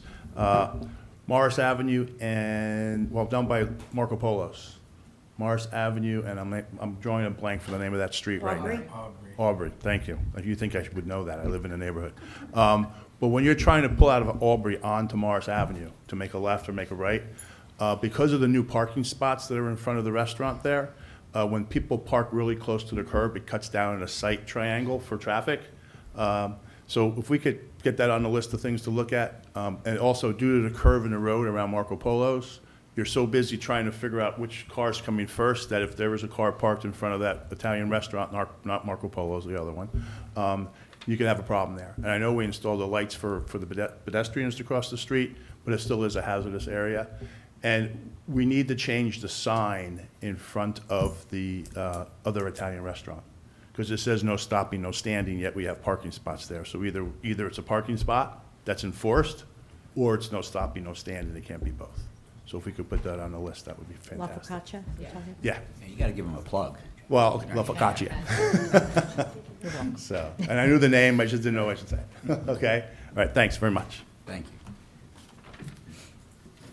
Any other comments from the public?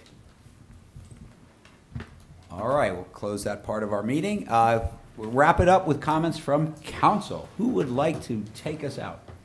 I have one. I promise I'll be quick. Councilwoman Hamlet. I have a couple. I guess Chief Zagorski, I'm sure you're with those comments about safety. There's a road that we turned one way, which is right outside of Summit School of Dance, and people have been asking me why we ever turned that one way, and I think they're saying that I don't know if we can put a better sign there or what the reason is, but I think we're also fixing that light by Summit School of Dance, so I'll get an update on when that is fixed. But that whole area, I think, Jamel, is an area where if we can just put that in your committee to sort of mentally. Okay, but the one way is the one I have a question about. There's a lot that goes into making a I street know, one way. I know. Yeah, so. But it was a long time ago, and people are asking me the history of it. I just I don't know. So if anybody knows the answer. But the light that's in motion, Okay. and I think the other concern, Yeah, that's all. That was just quick. And then my last thing, I see some members of the Saltbrook in the audience, and I just want to say we did have our second meeting in person with DEP near the Saltbrook, which I think was very, very beneficial. We had the DEP engineer and the DEP environmentalist, so the mayor and Councilman Boyer were out there. I think, was that anybody else there? But I think it was a very good takeaway. So right now what we're doing is we're sending all of our information to the DEP, and I'm not sure, Mr. Tucci, if you have anything else to say about it, but I felt really good about the meeting, and I'm hopeful that we can potentially help these residents. Yeah, I'm following up with discussions with DEP myself, talking more technical terms than your meeting. Yep, thank you. That's all I had. Great, thank you. Other comments? Sure, I'll Yeah, go at Councilman it. Boyer, please. So I want to take a moment to acknowledge the multiple different calls and emails and concerns that I've gotten about e-bikes and electric bikes and speeding in the community in general. I think as a safety council, as mayor, and even Councilman Pulowski, we have heard your complaints. We get it, and we understand. I live on Morris Avenue. It can be like a raceway sometimes. I mean, I live it just like you do. But I want residents to think about this. We are asking our police officers to walk the beat in town. We're asking our police officers to patrol to stop burglaries and car thefts, and patrol and stop speeding, quality of life issues. In 2024, the demand on our police department is vast. They do a lot of things, some things that you may not even know of. I mean, they are utilized daily. And I think when it comes to budget time, I mean, compared to Milburn, we are still, short officers to really do what we need to get done. Obviously, they can't be in all places at the same time, but imagine a city where we're saying, hey, enforce, kids and people who ride on e-bikes. Go after the criminals who are stealing cars and burglaries, and then, look into quality of life issues. And then also, we want you to do speeding. The residents really have to take a hard look at our infrastructure, right? And our police department and our current numbers, because that's a high demand, and I get it. All of those are areas where I'd like to see more enforcement. And I think we have a current strategy that if implemented would be good. So we'll wait until the budget time, and we'll see what the residents have to say. But I'm always pushing for additional officers so that we can really enforce these issues. The next thing I have is, I made this speech last year, Halloween, streetlights. Mr. Tucci, if we could look at the streetlights, one place in particular, I've been there, I finally did a C-click fix, and I've been monitoring it on Dennis Place. So there's a street light on Dennis Place that's been out. It's a little cul-de-sac. There are a ton of kids there. And if we could really get the street lights replaced before Halloween, I made the call, a couple of weeks ago, but I don't know if we can get there. But street lights are important. If we talk about pedestrian safety and children being hit, well, one of those things is street lights. They need to be able to see. The other thing is, Delia stole my thunder here about working with the DEP. I was very impressed with the Department of Environmental Protection. That team, they were great. They provided, their expertise was amazing, and they don't like to give up any space, though. You can't move a flower. But it was good. They met with us. They came, they met with us, they got down in the mud and dirt, and they looked at it, and yeah, I mean, it is a pressing, Adriana, see there, it is a pressing issue. I mean, I think every time I see the back of your house, it just looks like more and more land is missing, like I'm in California or something. And the last thing that I have, veteran. I got a call from a veteran, and he said, hometown heroes, right? Could we keep them up until Veterans Day. I know, and I think the reason why we take the flags down is because of the weather, right? We don't want them to get destroyed and everything, right? But it seems to me like the weather stays nice until maybe Veterans Day. So maybe an option is to just keep them up until Veterans Day. I don't know, but I guess that's something that we can discuss further. The last thing is I'm having a meeting with the Parkline Steering Committee. So I'm excited about that, to get that going.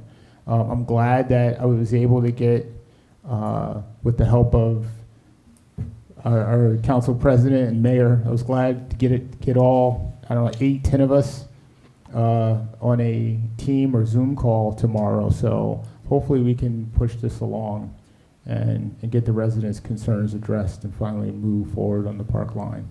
So that's it. Thank you. Council President, just one question, Councilman Boyer. Yes, please. Could you just get me the number of that pole? I'll see what I can do about that street light right away. Absolutely. Thank you. Other comments from council? Councilman Miniger? I don't mean to pile on to safety and street requests, but these are 2 that were from a little bit ago, so I'm just going to check in on No, them. please, man. Yeah, Henry Street, there was a request for traffic calming measure study there, if that's at all possible. And then What's the cross street? I'm sorry. Henry and- Glenside, at the tire length between Glenside and Ashwood. And then the other one is Clark Street and Huntley Road. We have this. We have That one's that one. cool. Yep. Okay.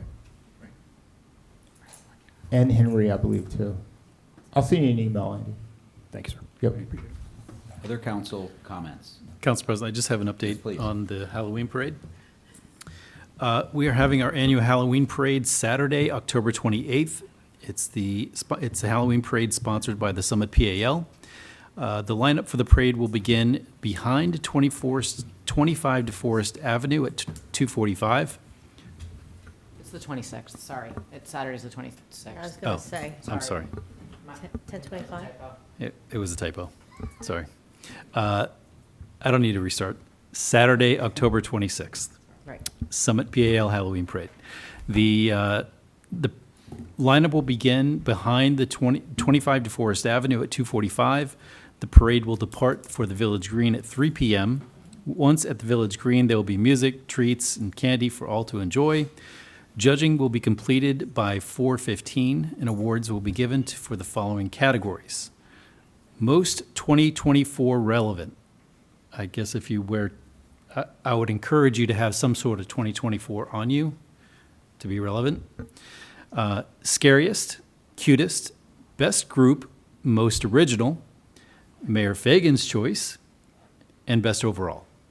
So encourage you to join this great parade. It is something that we all participated in last year. I don't think we've decided on we haven't decided on our costumes yet, but we'll figure that out. It's a lot of pressure. I know. So look forward to seeing you on Saturday, October 26th at 2:45.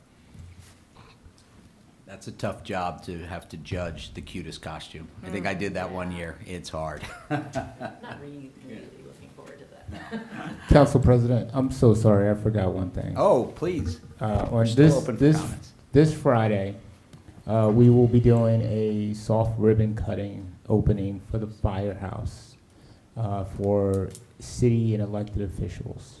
So I am extremely happy about that. The official for the town, I'm hearing, will be at the end of November. I'm going to say that because I'm going to hold the chief to that. So the end of November, we got to move couches and stuff, and we'll move some couches. So, but I'm happy that we will be cutting the ribbon on Friday. So, Thank you for that. That was a good reminder. Other comments from council? Councilman Pulowski. Thank you. So some of this has been touched on already, but we did put in 2 new blinking lights last week. One's at Ashland and Colt Road. The other one is at Morris Ave and St. Teresa's. We also have one coming soon at Magic Fountain. The blinking light at the Summit School of Dance is not working. We are aware of this. Apparently, I learned that it takes time to get parts. And so I've asked, as we continue to increase the use of blinking lights in town, I've asked that we take stock of what the most common problems are, how to fix them, and purchase stock of replacement parts so that we don't have to order them every time. Councilman Boyer mentioned additional police officers. I'd like to get a couple more myself. I think it's interesting, everybody always compares us to Milburn. They currently have 8 more police officers than us. So hopefully we'll catch up with them someday. We have discussed in the past taking a street light inventory, and I believe that our engineering department has started that, but we will follow up. There are many lights in town that are, I haven't seen many that are out, but there are many that are looking pretty low. And I don't know if that's by design or if it's by just because they need to be changed. But I think, isn't that JCP&L that has to do that? Does GEA do that, Kevin? They do not. Then as to the field house, so going into this year, before we had the budget, there was a plan in place that the Board of Ed was going to what's the word I'm looking for? Rehabilitate. Renovate the field house. And they were supposed to go out to bid, I think, in July. The plan was always to try to get through this season before they had to work on it, and it just didn't make it. So the funds that were spent were done because we had an emergency, and I think insurance covered, what's that? I thought 2 payments of 78,000 were covered by JIF. Was it 1 payment? Anybody remember? I just don't have the numbers on. I can't remember. Yeah, There was one payment for. Was it 1 payment? I think it was on the last bill list. Yeah, so I think a lot of, or all of that 78,000 that was mentioned was covered by our insurance. And that's it. Thank you. Other We'll comments? Councilman Boyer, you got another one? Well, I'm sorry, Council President, but I believe either Councilman Pulaski or the mayor promised me to do that they would do a PSA on speeding. I don't know. I don't want to get in trouble. Please with the stop mayor, but- speeding, everybody. No, but seriously, it's funny because we all go about our daily business, and sometimes you just don't realize how fast you're going. Different cars seem to want to go faster than others. And I'll be honest, it was when I ran for council that I thought to myself, geez, I better not get pulled over here. And I realized that I was a part of the problem. And so I have since then, and I continue to take care to look at my speedometer and to try to do the speed limit.